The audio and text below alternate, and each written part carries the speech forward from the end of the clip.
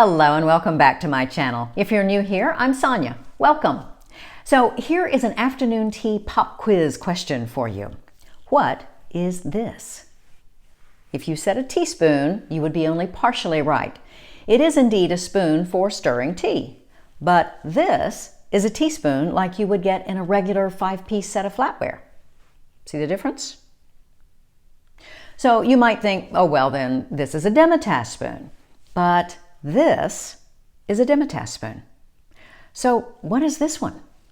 Well, this is known as a 5 o'clock spoon. I know, right? Who knew?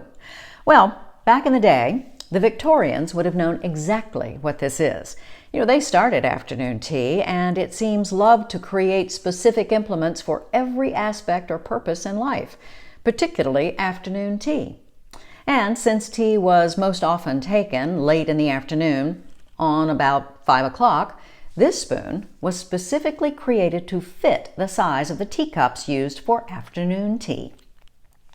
And yes, I understand there is also something called a 4 o'clock spoon, but I'm not going there today. Up until about the 1960s, 5 o'clock spoons were included in many flatware sets. Today, if you go into a gift shop and ask for spoons for afternoon tea, more than likely you'll be shown demitasse spoons, perhaps like this one.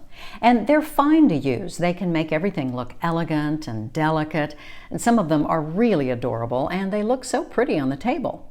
But demitasse is French for half cup, and these were originally meant to be used in stirring strong coffee, served in small cups like this one. A good way to remember all this is basically the smaller the cup, the smaller the spoon. A regular teaspoon is usually around 6 inches, while a 5 o'clock spoon is typically between 5 1/4 to 5 1/2. And a demitasse spoon, some might say, is anything under that, but it's usually anywhere from 3 3/4 to 4 1/2 inches. Today, if you order a cup of espresso in a fine restaurant, you may well get a demitasse spoon with it, because a regular-sized teaspoon is just not as practical for stirring in such a small cup. But when having afternoon tea out anywhere, even a fine hotel or restaurant, you probably won't be given a 5 o'clock spoon. They're just not prevalent today. And a regular-sized teaspoon will fit a teacup and saucer. It's just a teensy bit large, but it works. But if you're hosting your own tea at home, and perhaps you like to collect things, well, then I think it can be lots of fun to use these very specific items if you like. They also make for fun gifts if you have a friend who is into afternoon tea and its accoutrements. So where do you find them? Well, as mentioned, they used to be included in much older and larger sets of flatware. Today they have to be purchased separately. If you check a website like Replacements Limited, you'll find a few listed for some silverware patterns. But their stock is very limited, some can be very expensive, and if you're looking for a specific pattern, it can be hard to find. In fact, not all flatware patterns included 5 o'clock spoons. If you already own a pattern that you like and want to keep that same one to match for taking tea, some manufacturers will offer what's known as youth sets of flatware for children, and the size of that silverware is going to be a good size for afternoon tea. And just a note here, there are even those flatware sets that include a luncheon size place setting, smaller than an entree or dinner size set. Those could also work for afternoon tea. Another option for finding 5 o'clock spoons is to shop online, of course, at say eBay or Etsy or even Amazon. I found these open stock selections at a World Market store. Just make sure the measurement is correct. I've seen spoons online listed as 5 o'clock spoons, but when reading the sizing and the description, they're really not.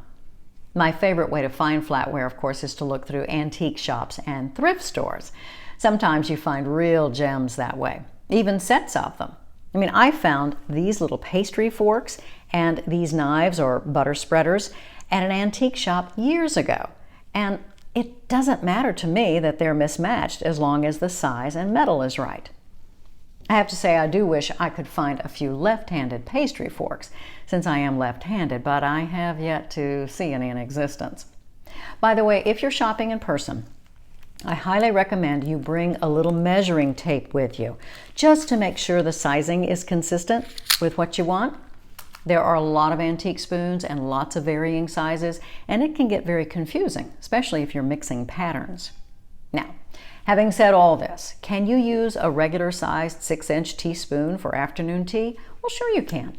But aesthetically, it's going to come off just a little bit clunky because it's just a teeny bit too big. Remember, the smaller the cup, the smaller the spoon. But does that mean a demitasse spoon is a better choice then?